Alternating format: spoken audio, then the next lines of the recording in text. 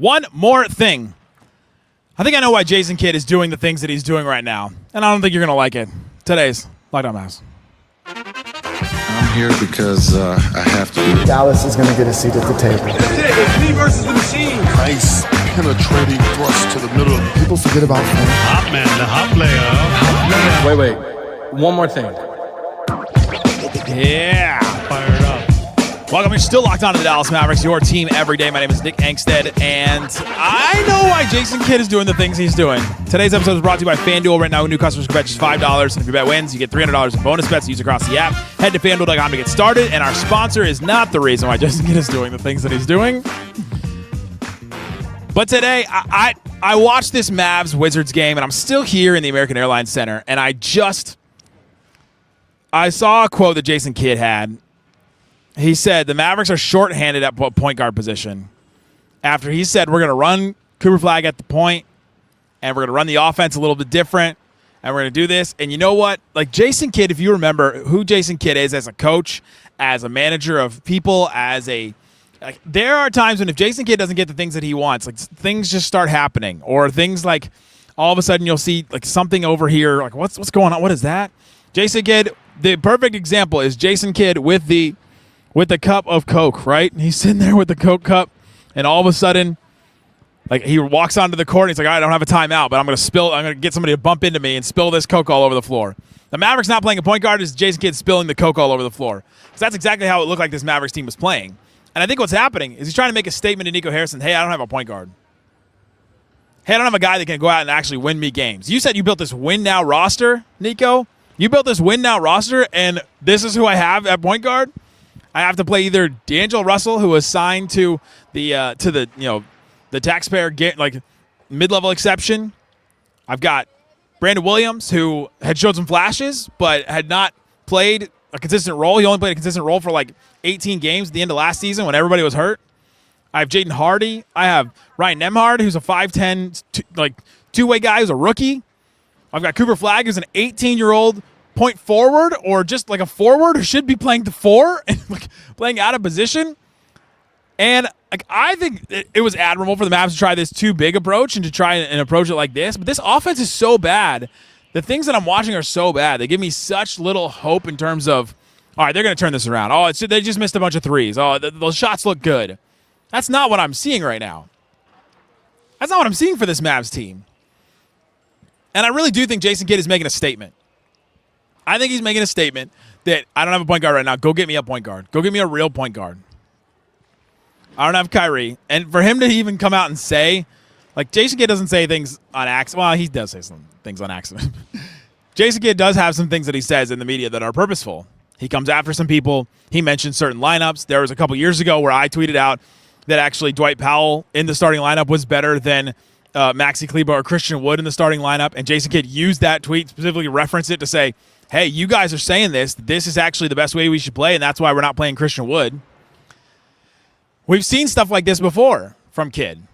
And for as good as he has been managing talent, managing egos, and making guys feel like they're part of this team, and getting guys like Tim Hardaway Jr. to buy in the playoffs even though he wasn't playing, and to have that 17-point game against the Thunder in Game 2, I'll never forget that, because I thought that was a great coaching moment where Jason Kidd got that guy to buy in still, even though he was completely phased out of the lineup in the rotation in the playoffs.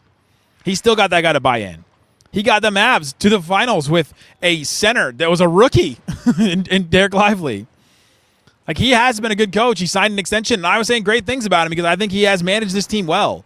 And then there are these moments like this where you just go, all right, Jason Kidd says the Mavs are shorthanded at point guard. I mean, they are. Dante Exum is out. Kyrie Irving is out. That matters for sure. If they had Kyrie Irving, I think this team is completely different. It's a completely different roster. It's a completely different setup. It's a completely different way to set up offense to do all that. But I really do think Jason Kidd is making some kind of statement here with this. Because you watch that starting lineup, and Slightly said it in the postgame show. Go listen to that one if you haven't listened to that yet. Slightly said it in the postgame show. Even if you're trying to do the too big lineup, you've got to have somebody to set those guys up and make it work. And they're not running Flagg like that. They're not running Flagg with a bunch of pick and rolls.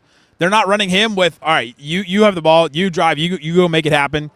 it's not. They're running some lively, like, top of the key dribble handoff stuff. They're running Anthony Davis at the elbows, or Anthony Davis, you get the ball and go do something. It's not like it looks like they're trying to optimize a too big lineup.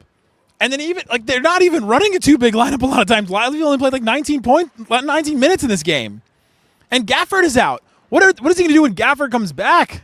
Is that when they're going to fully lean into this too big system? And how is that offense going to be better when you've got him, like when you've got Gafford back, and now you have to play these two bigs? But when you start Klay Thompson, Cooper Flagg, PJ Washington, AD, and Lively, the offense has got to look different. You've got to run different stuff. And maybe this is all on the players, right? Maybe it's all on the players. They're not running the stuff. Jason Kidd set it all up, and he said, all right, I've got this offense. They're not running it. What are we doing? I can't get these guys to play. That's why he said originally, I'm not playing. I'm watching, just like you guys. Because he was trying to say, I can't get these guys. I can't motivate these guys to do any better. They're professionals. They should go out there and do the things that we coach them to do. And maybe they're just not doing all those things. Maybe I'm just not smart enough to see, all right, there's actually this offensive scheme going on here that the Mavs aren't running, and it's just that's not working. And maybe that's the case. And if you're smarter than me at analyzing offensive schemes, let me know. Because I am just baffled at what I'm seeing from this Mavericks team. And for Jason Kidd to come out and be like, we're actually shorthanded at point guard, to me says that he's trying to make a statement. Making a statement that go get me a point guard because this isn't going to work, and I'm going to, like, run this into the ground. Because Jason Kidd's okay with losing games. He's okay losing games for development. I'm sure he's okay losing games to make a statement to make his team better to win. Because when Jason Kidd has a team that isn't going to win and, like, he knows isn't capable of winning at a high level, like, we've seen some times. Those are the times when I've said, man, I don't know if Jason Kidd is the right coach for this team. And then when he feels like he does have a team, has been a great coach for this team. Gone to a Western Conference Finals, gone to an NBA Finals. And yes, those were with Luka, and maybe you're all saying, well, that was with Luka. All that is Luka. He's just he's a Luka merchant. Okay, maybe. They gave him a contract extension. And Jason Kidd said, all right, I got my contract extension. Now I'm going to make a statement. And I kind of think that's what's happening. Coming up, I have two positive things from the game that I want to get to. I thought PJ Washington had some good things happen, and he showed up to play. Let's talk about him and more coming up. Today's episode of Locked On Mavs brought to you by Rugiet. Let's be real. Making excuses doesn't solve anything. Even if you're like, hey, we don't have a point guard. We're short on point guard. We're shorthanded. Maybe you're shorthanded on energy because you're tired. Maybe you're shorthanded on calmness. You said I'm stressed, or it happens to everyone sometimes. When it comes to performance, sometimes your body just needs a little extra support. The Mavs need more than a little extra offense. That's where Rugiet comes in. Rugiet.com offers fast-acting doctor-prescribed treatment for ED designed to help you stop making excuses and start making moves, like moves to the basket, moves in other ways. Rugiet makes it easy to get you started. You just get connected with a board-certified doctor, 100% online, no awkward waiting rooms, no in-person appointments, which is awesome. Visit Rugiet, RUGIET.com/LockedOnNBA. To get 15% off your first order, RUGIET.com/LockedOnNBA. Don't forget to use that code. It's LockedOnNBA. Rugiet. Stop making excuses and start making moves.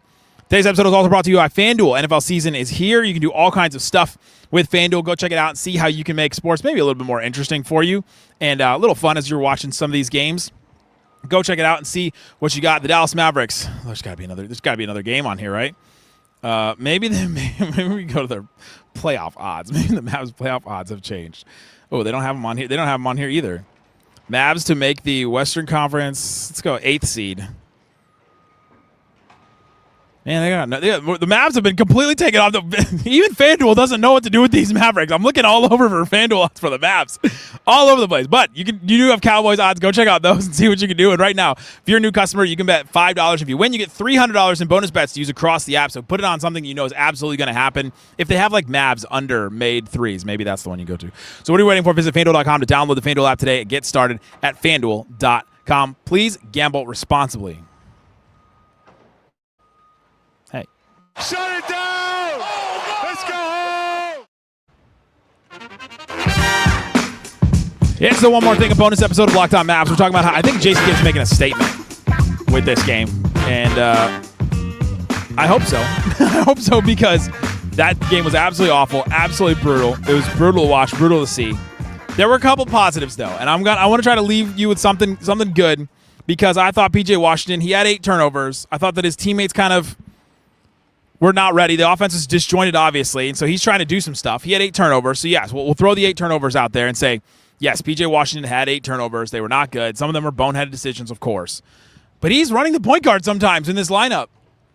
He was running point more than Cooper Flagg was, I thought, in that starting lineup with Cooper Flagg, Klay, P.J., AD, and Lively.